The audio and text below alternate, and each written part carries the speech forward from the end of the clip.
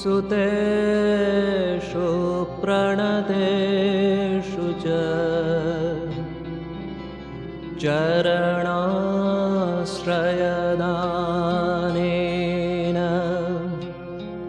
कृपामयि नमोऽस्तु ते लज्जापटावृते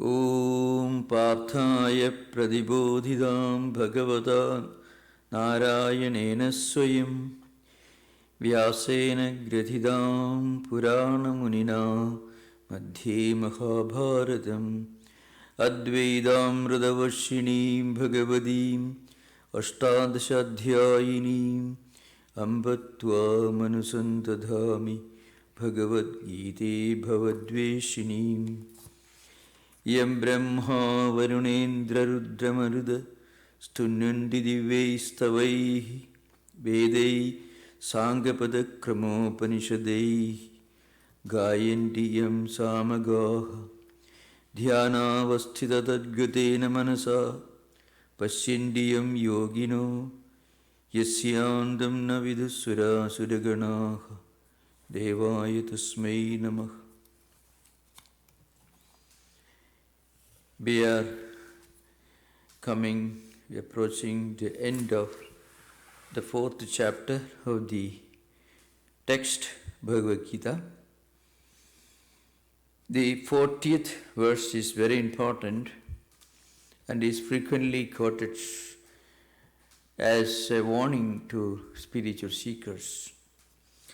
Ajñascha asaddhadhanascha samsayatma vinasyati nayam lokosti na paro na sukham samsayatmanaha. The text tells us that it's a kind of warning.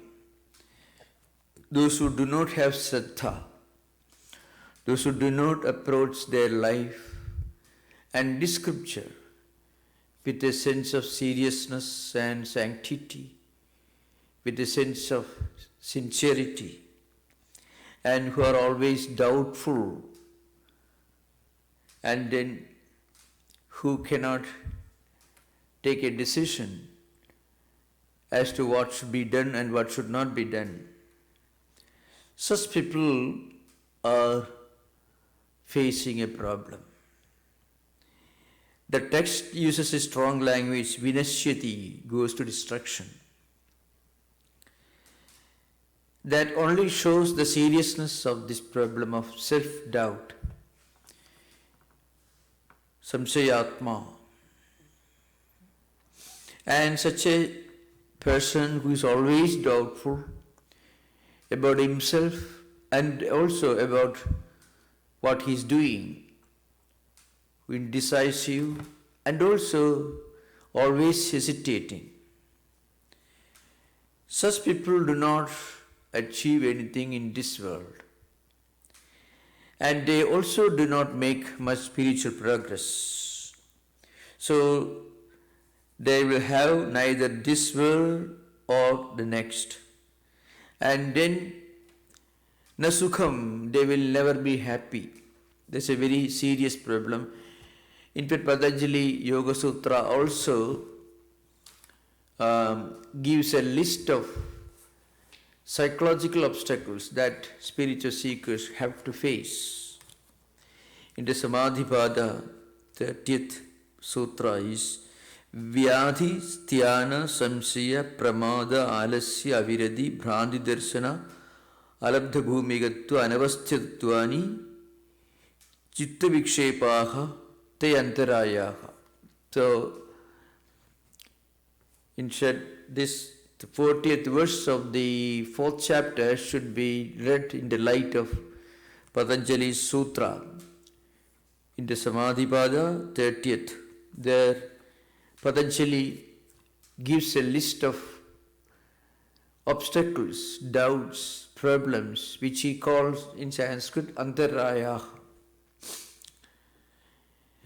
It could be some kind of physical disease, it could be mental aberrations, ragadvesha, vyadhi, and sthana means inability to decide as to what should be done. That inability, it called sthana, the ragadvesha, etc. Then samsaya, Patanjali directly refers to the problem mentioned in the 40th verse of the Gita. Always indecisive, always doubtful. Now, what kind of doubt is it? We'll discuss this. One kind of doubt is as to one's own capacity, one's own activity, whether I will succeed or I will fail, whether I am following the right path or not, or whether I am doing the right thing. That is another kind of doubt. Inability to decide the course of action that should be taken. Then carelessness, these are interrelated. Sloth, when we are doubtful, we become careless, we are not able to focus our full energy on what we are doing. So that also creates some degree of sloth, lethargy, and then sensuality, sometimes wrong ideas, mistaken notions, and also not being able to reach the goal and begin a kind of inherent instability. These are some of the problems that we face, of which samshaya is discussed in the Yoga Sutras, in the Bhagavad Gita. So Lord Krishna implies not only what we normally understand by the English word doubt, but also he is referring to a peculiar mental problem. You may call it skepticism. It could be the effect of some negative samskaras, impressions, tendencies we have already accumulated, which explode in the form of incapacity to decide. So when we turn to ordinary sensual activities, such people will have no distraction. They're absolutely free from any kind of tension. When they turn to something that is really noble, good, something spiritual, immediately there is an invisible mental block. People who are in the habit of taking drugs, for example, when they take a decision which they know very well is important for their survival, for their health, they know, in fact, we could convince them that they have to bring about a change in their lifestyle. So they fully understand, but they are not able to really work out what they actually sincerely want to do. It could be due to the force of negative samskaras, negative impressions, but it also could be used to, maybe due to inability to decide what we have to do. Now, so that means this kind of skepticism, lack of a sense of sincerity and sacredness to some higher spiritual ideal. The lack of a strong will, a nagging doubt always dragging the mind away from the focus will have a most crippling effect on our personality. So energy and time, attention and concentration are all dissipated and distracted. It happens. Now, we should remember, I'm not talking about anything related to psychiatry or anything related to abnormal psychology. I'm now talking about the problems of the average spiritual seeker.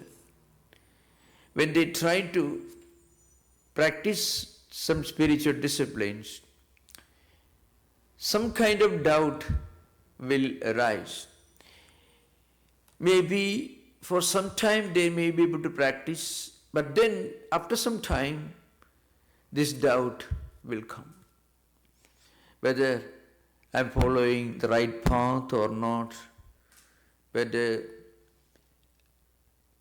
I'm going through the right kind of changes or not.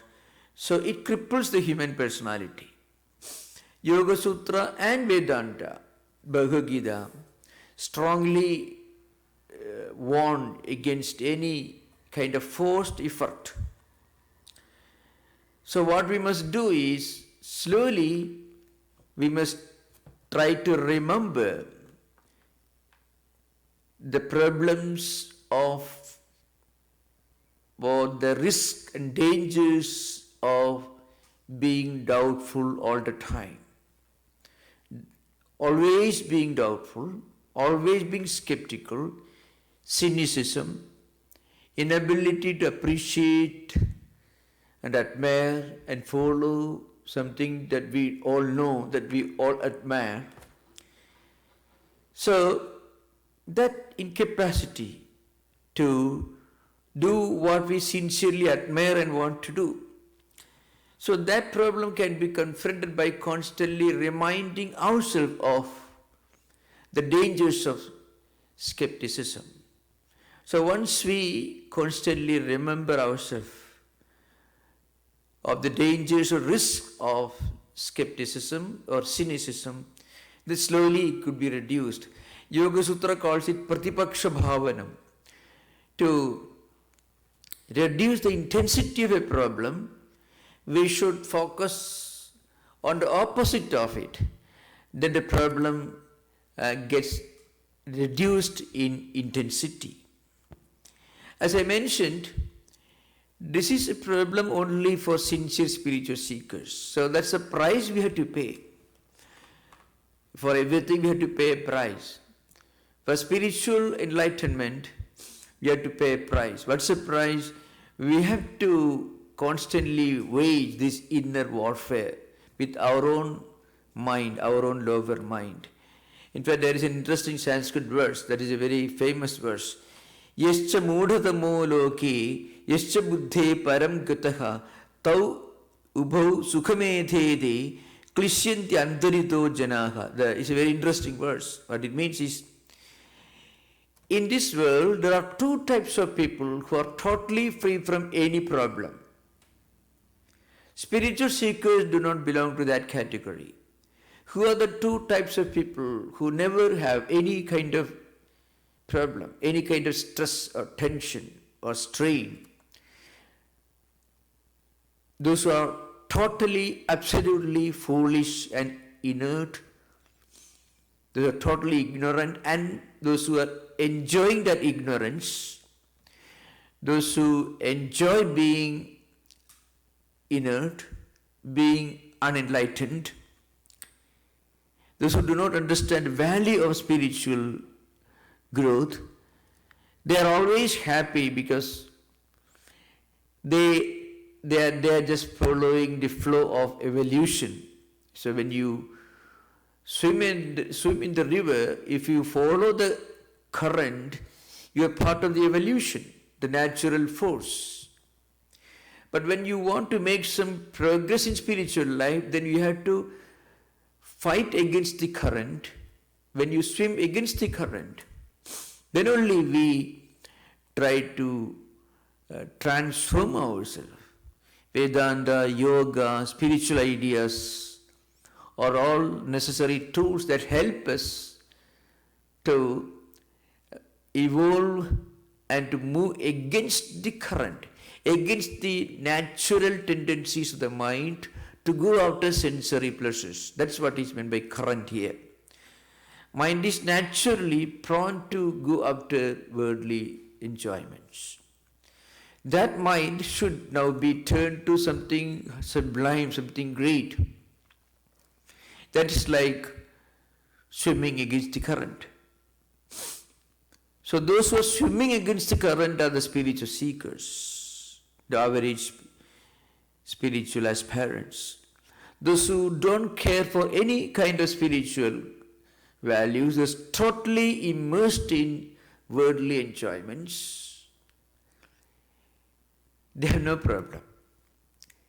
And in the other category, who are totally from any kind of problem, the most highly evolved, the Ramakrishna Paramahamsa, Shankaracharya, or Christ, or Buddha, or Vivekananda, the greatest spiritual seekers the world has produced, they are always in a state of inner bliss. They are totally free from any kind of conflict. The great prophets, the great spiritual teachers, the epoch makers, and those who are totally inert and inactive, those who are totally ignorant of anything higher than sensory pleasures, they are also in a kind of sensual bliss. But the average spiritual seekers, will have to face these problems. It's called antarayas, which I already mentioned just now. It's called obstacles. Vyadis, dhyana, samsaya, etc. Now, those of you who have any doubt, you can think of Buddha's Jataka tales. It's a classic example. Maybe there is no greater classical example or illustration we can point out other than Buddha's narration, Buddha's story of his 543 previous life cycles. Few here and there, maybe different versions of Jataka tales. Gautama Buddha, who was born in Lumbini, the son of King Suddhodana, was the ultimate culmination of a series of evolutions. And when he left his palace out of a sense of dispassion for worldly enjoyments, walked 1200 miles, went to Bodh Gaya, sat under a tree and started meditation. Ihasane sushudu me shariram tughasti mamsam chivilayam chayatuhu aprapisiddhim bhujanma durlabham naivasanat kaya matas chalishyate. Buddha left his palace, his comforts and his luxuries as a supreme man of renunciation. He walked to Bodh Gaya and then sat under the tree with a strong determination.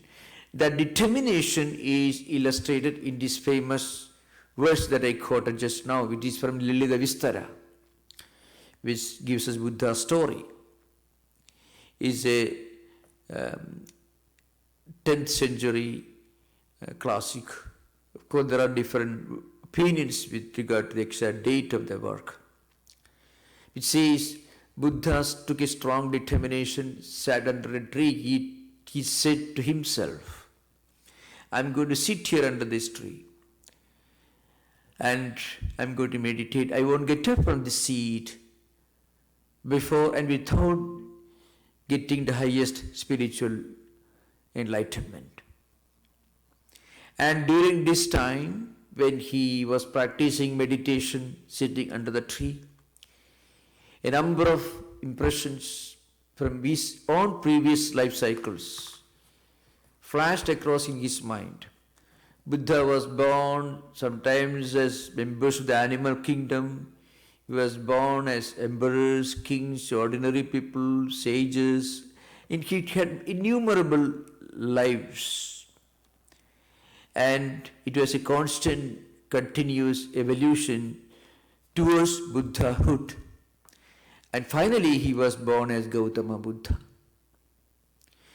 Now, what it means is, spiritual seekers have to go through this process of distraction. Of which samsaya is the most dangerous obstacle that every spiritual seeker will have to confront,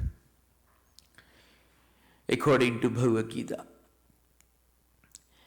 That's why this part of the text talks about knowledge, at least intellectual conviction. So knowledge or jnanam, to begin with, we should have the right intellectual conviction and then gradually realization. That's why jnanam, scripture knowledge, at least intellectual conviction to begin with, it is called a raft of knowledge, like a boat. You have many intellectual convictions, many doubts, many contrasting, mutually conflicting ideas and convictions playing right in our mind. Then we have to use this real knowledge, this jnanam of our own spiritual transcendental identity. My true nature is something beyond my body, mind and intellect. My true nature is one eternal, immortal, all-pervading, spiritual, divine truth. This conviction becomes a raft, a boat that takes us across the river, the ocean of continuing cycles of life, death and rebirth. And then another illustration is this conviction, this Jnanam is a boat, and also it is the fire of knowledge. So the illustration is taken from ancient Vedic fire sacrifices, where the ancient sages used to make an offering uttering sacred mantras, offering of various items like ghee, butter, clarified butter, cooked food and so on. And this sacred homa fire, as it is called, this altar fire is called, it was done as an act of renunciation of one's own ego, one's own negativity, one's own mental aberrations like raga, dvesha, extreme attachment, aversion, hatred, jealousy. All these were sacrificed in that ultimate fire. So jnanagni dagdha karmanam tamahu pandidam buddhaha. So once you offer all these mental aberrations on that sacred fire of spiritual conviction, then it acts as a fire. Then it becomes the ultimate purifier. Nahi jnanena sadrisam pavitram vidyate. That is the ultimate purifying agent, the spiritual knowledge. At the beginning, it is a conviction, intellectual conviction, but slowly when we try to adjust our life and activities, keeping this truth in mind, the truth that everything in this world is one day going to disappear, including my body, including all these worldly things that I care for, that I value so much. But there is something present in all of us, that eternal, immortal, divine spark, Atman. That is my true identity. Once we develop this supreme intellectual conviction, then we will be able to look upon the world and all the worldly activities with a sense of equanimity and wisdom. And then a whole life and activities, thoughts and ideas will be processed, they will be refined, they will be purified. So that is the 40th verse, which contains a very important warning to spiritual seekers. That is the danger of self-doubt all the time. Doubt is creative. Doubt can be a creative, a constructive, a positive. Doubt can be a useful tool if you have the right approach. That's why ajñascha asaddhadanascha. When a person is not only ignorant of anything, and also he has absolutely no saddha, he has absolutely no sense of sanctity and sacredness and integrity and sincerity, then only doubt becomes self-destructive. If you are sincere, if you are honest, if you are pure in your intentions, then doubt becomes a creative force.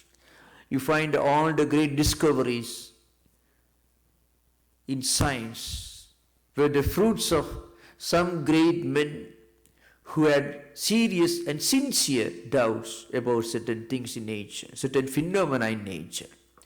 As a result, science and technology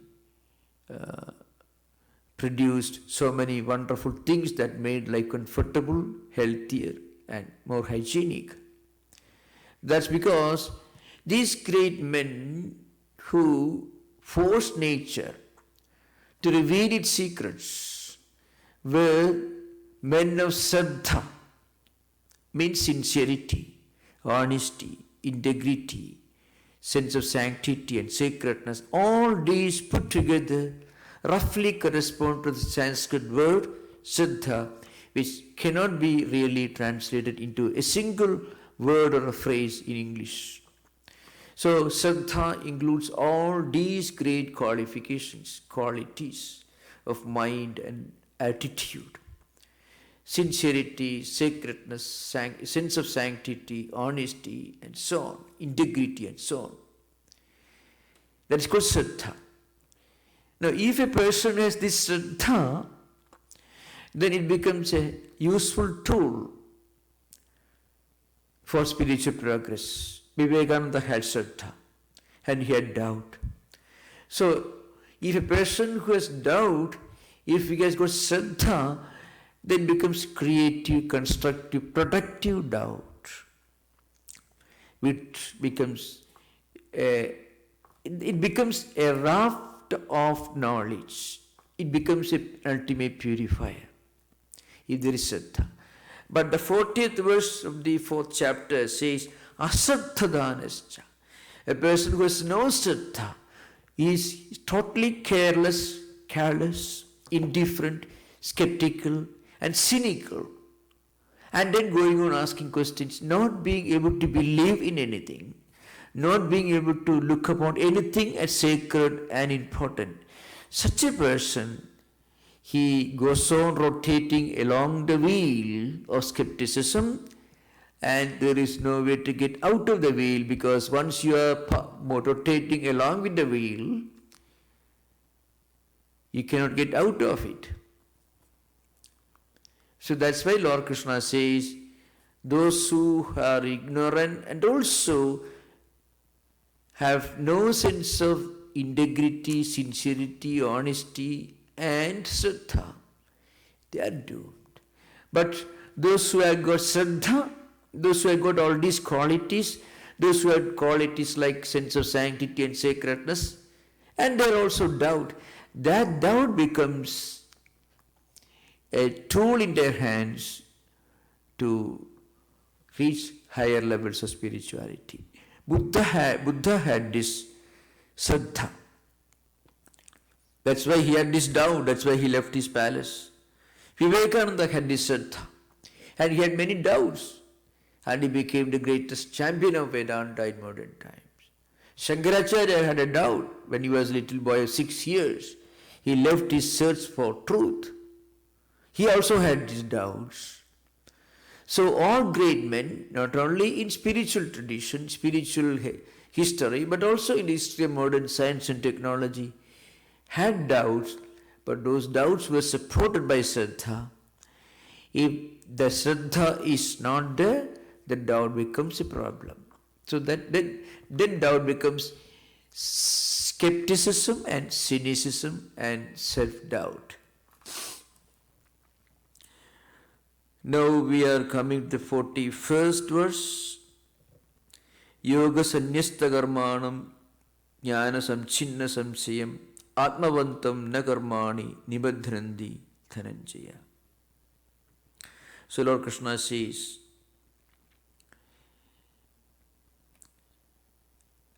actions normally bind us, but actions will not bind us.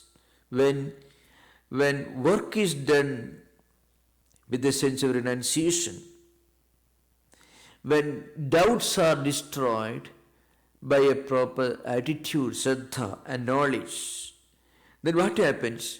Such a person who is Atmavan, who is in the full conviction of his identity with Atman, that person will be totally free from any kind of doubt, and such persons can do great things without being bound. It is a peculiar state of human spiritual evolution. When on the one hand you are able to face great challenging tasks,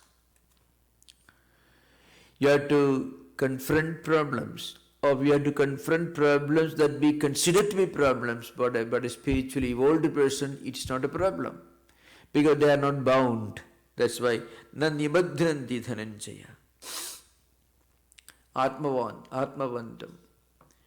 those who are established in their conviction, in their understanding that they are the Atman, when I am convinced in that higher transcendental identity, then we are able to do our work, we are able to do our duty very efficiently and very effectively and without being bound by any of their duties. Now, what is meant by bondage by work?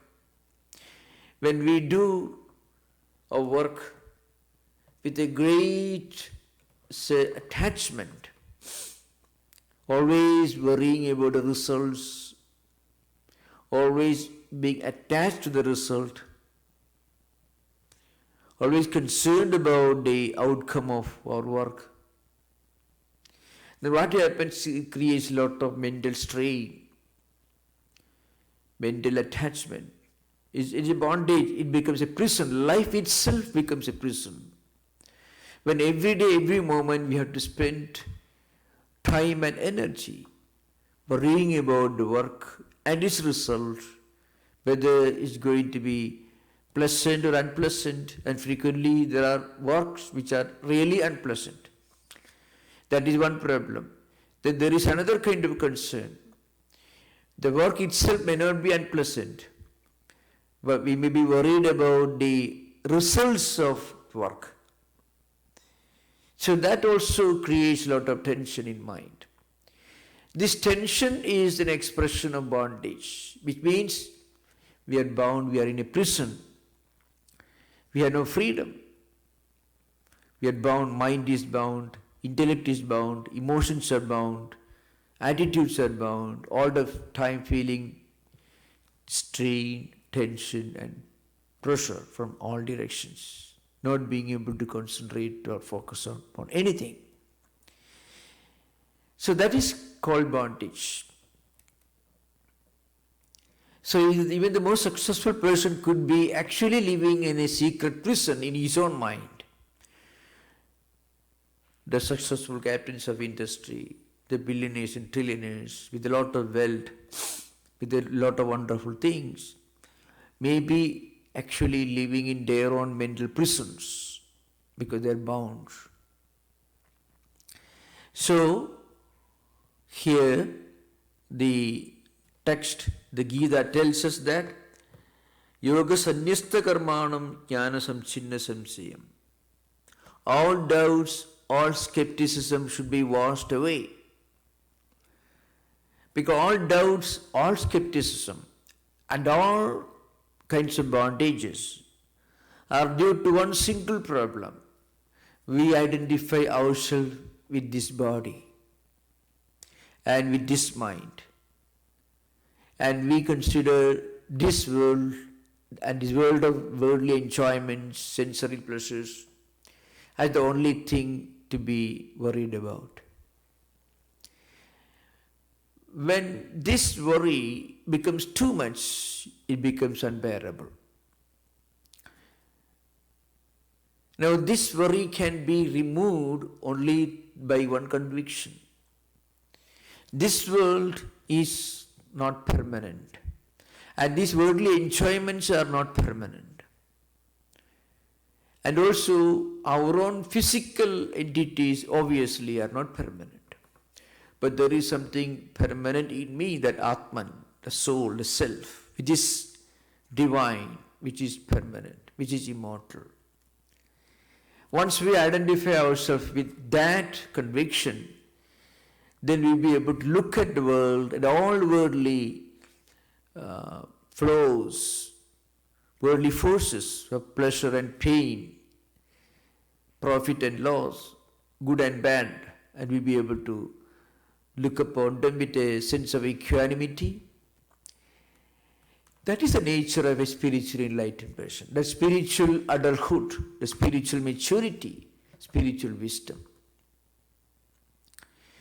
So you find in the Katha Upanishad how a small little boy, just because he had a doubt and he had Shraddha, he became a great spiritual teacher. Katha Upanishad tells us the story of Nachiketa. A boy was one day watching his own father performing a religious ritual. And he found out that his father was not very sincere. He did not have Shraddha, the integrity, the sense of sanctity and sacredness and seriousness, sincerity. But the boy was established in this great unique quality called Shraddha. But his father was totally different from the little boy. So he was performing a Vedic ritual. So one important item of this ritual was giving gifts to the guests, those who have arrived.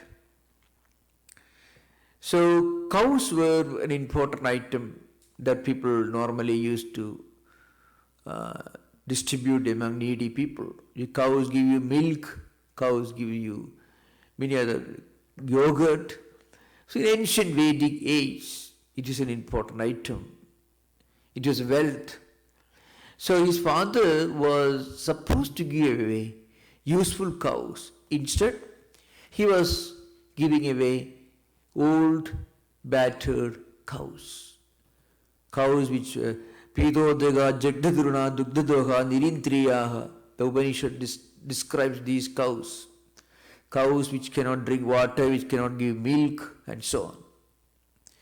So the little boy suddenly was struck by the insincerity, the lack of Shraddha, the lack of integrity of his own father, and went and told him, "Why are you doing like this? See, you are supposed to distribute all the most precious things, not your useless things. Since I am the only son, you should make a gift of me to somebody. And to whom are you going to give me?" So the little boy repeated this question 3 times, and the father, out of disgust, told him, "Well, I am going to give you the Lord of Death." That's how the story is. A mythological story, but with a deep, profound spiritual message behind. So, in order to make his father's words come true, the little boy started his journey, reached the Lord of Death. That's how the story goes. And when he reached the Lord of Death, Yama, that was his name, he was not there. And he returned on the 3rd day. And the little boy was waiting for 3 days without food in Yama's palace. Yama was the name of the Lord of Death. Now, as a compensation for this inconvenience which the little guest had to undergo, Yama offered him 3 boons. The first boon that he asked, "Well, if I go back to my home, my father should recognize me. He should not be angry because I left my home without his permission." Yama agreed, okay. Then Nachiketa asked for the second boon. Nachiketa was the name of the little boy. Nachiketa is the main character in the Katha Upanishad. The second boon that he asked was different. Well, you have guaranteed, you have promised all the wonderful things in this world, happy home, happy human relations in my home. But what happens to me after death? So I want that you should teach me how to be able to go to heaven after death. So that's a Vedic ritual which will enable you to go to heaven according to Vedic mythology, and Yama taught that as a second boon. Then the third boon that Nachiketa asked was something different. The first 2 boons represent the first 2 normal stages of human evolution.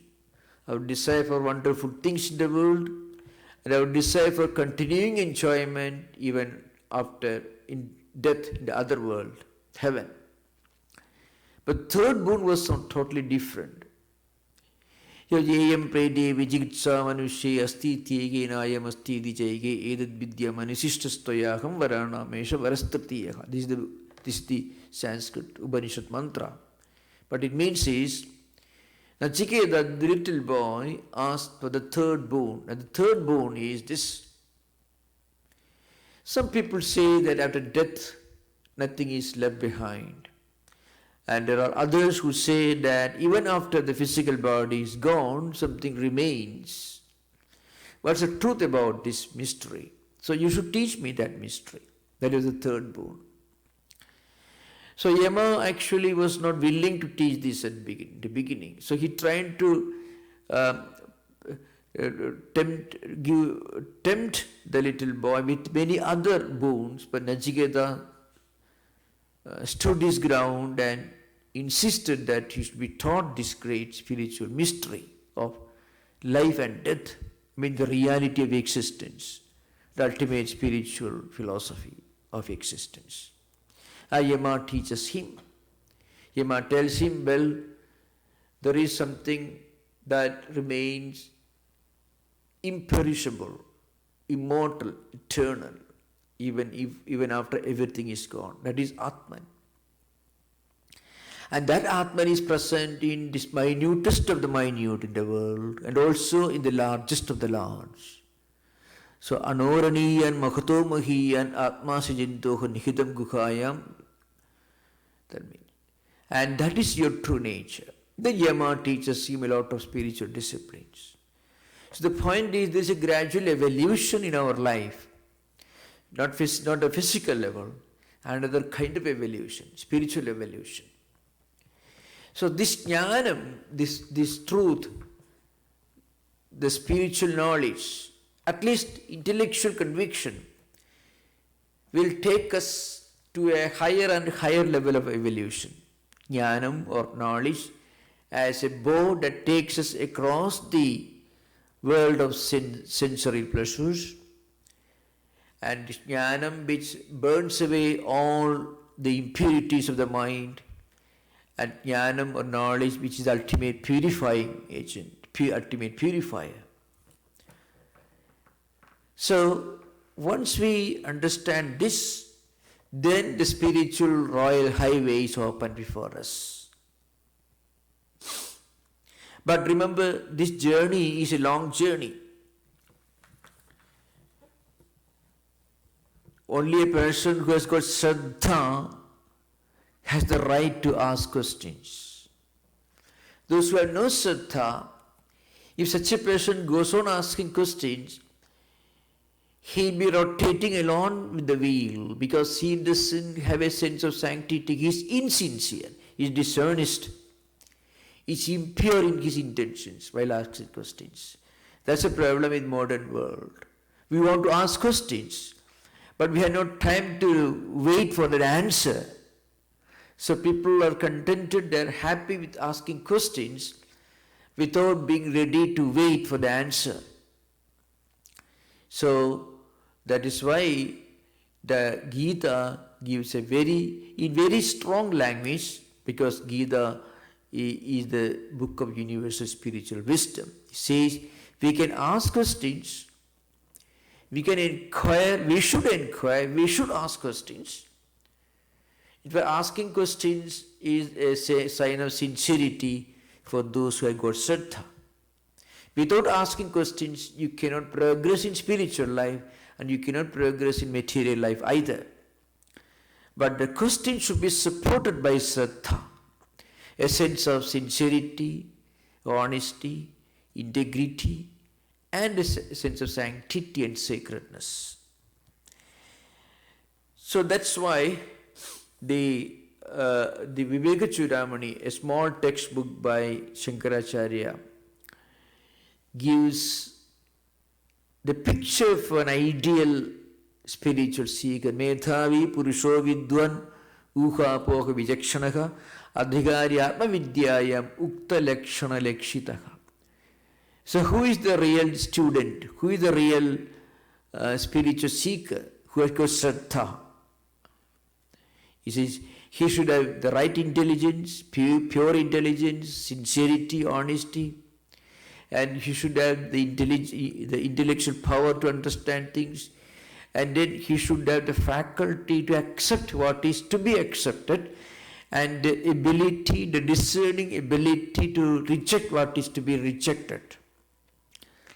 Uha apoha vichakshanaha. Uha means the ability to reject, to filter out what is to be filtered out, what is to be rejected, and to accept what is to be accepted. Such a person should ask questions. And then such a person can reach the highest spiritual goal. Now we are coming to the last verse of the 4th chapter. Tasmad ajnana sambhudam khristam jnanasinatmanaha chitvenam samsayam yogam atishtotishtha bharata. Therefore, Lord Krishna says, he addresses Arjuna, you should cut this doubt, this constant doubt, with the sword of knowledge. So constant doubt is a bondage that binds us. Doubt about Atman. Constant skepticism. That should be removed. That should be cut asunder by the sword of spiritual knowledge, by the sword of Shraddha, by the sword of sincerity. And then what happens? Then you will be established in yoga. You will be established in the right spiritual attitude. So this chapter closes with the idea with which the last chapter also closed. Yoga matishta. Jahishatrum mahabaho kamarupam samstabhyatmanam etc. So the important point is yoga sanyasta karma means it contains jnanam and absence of all confusion. Yoga sanyasta karma. Because this helps us to get out of the intellectual struggle and get out of the confusion of mind. A combination of karma and jnana, renunciation and service. That's the real path of spirituality. Renunciation and service. Renunciation otherwise, without the service ideal, can imply remaining uninvolved, disengaged, inactive, insensitive. That's why be established in jnana, but at the same time look upon life and all our activities and all our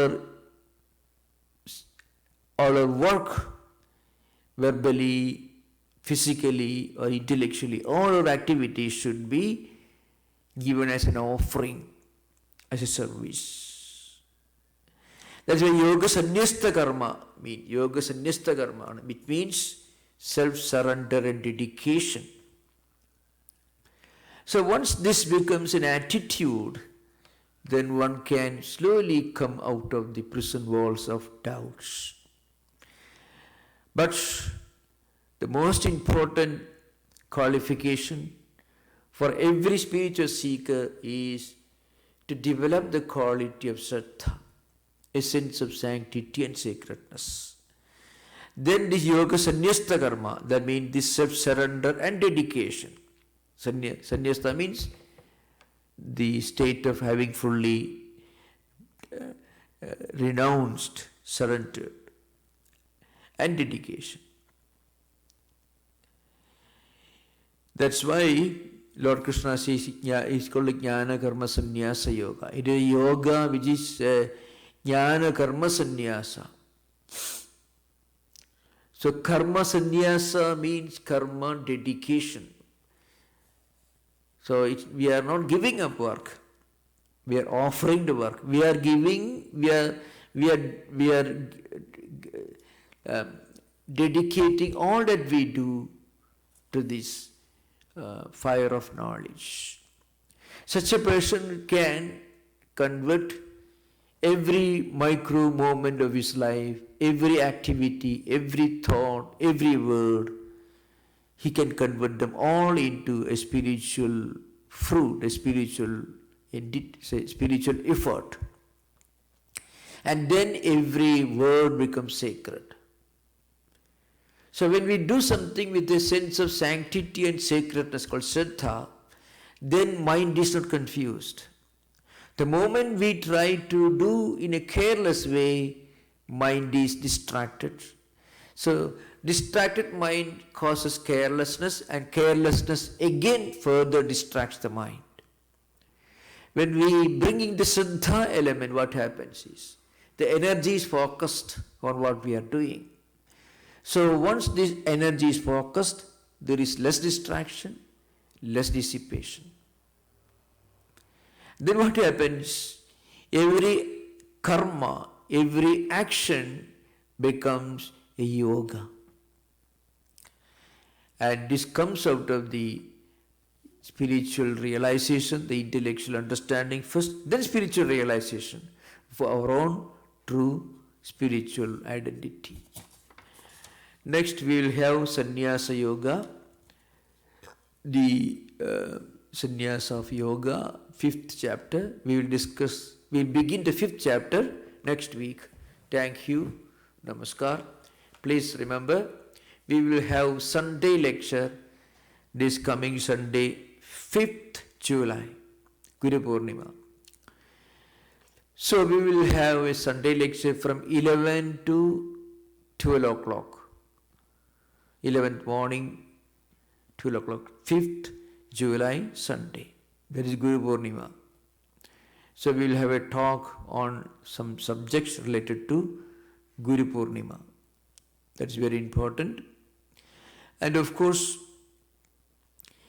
every week we will have this Friday class, but this coming Sunday is a very important and very sacred day. Being Guru Purnima, so we will have a Guru Purnima lecture from 11 a.m. to 12 p.m. noon time. And the subject of this lecture, Guru Purnima lecture, is the role of the ideal teacher in this modern age. So how we can interpret the role of a teacher as a positive force in this modern age. So that's the subject on 5th July, Sunday, Guru Purnima day, the lecture from 11 to 12 o'clock. Thank you. Namaskar. Om Shanti Shanti Shanti Harihi Om Tat Sat Sri Ramakrishna Arpanamastu. Please remember, this lecture will be online on YouTube. Thank you. Namaskar.